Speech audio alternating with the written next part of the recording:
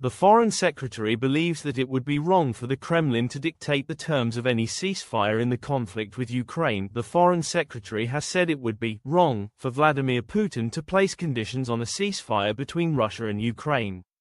David Lammy said a pause in fighting would be a first step towards allowing talks to start on a full settlement to end the war, as US President Donald Trump warned it would be very disappointing for Moscow to reject the proposal.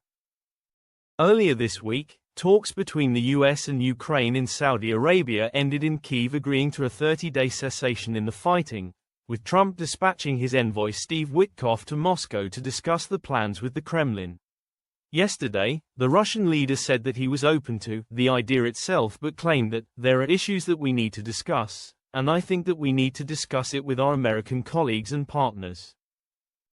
Speaking ahead of a meeting in Canada with his G7 counterparts, Lammy said there is an opportunity for a just and lasting peace in Ukraine. He told the Mirror, the US and Ukraine have called for a full, immediate and unconditional 30-day ceasefire. This would be a first step so that talks can start on a full settlement that protects Ukraine's security and sovereignty. President Zelensky has shown that Ukraine is the party of peace. Kremlin officials have dismissed the idea of a ceasefire in recent weeks, claiming that it allows Ukraine to rearm and reorganize its forces as they continue to be forced back into areas such as the Russian territory of Kursk.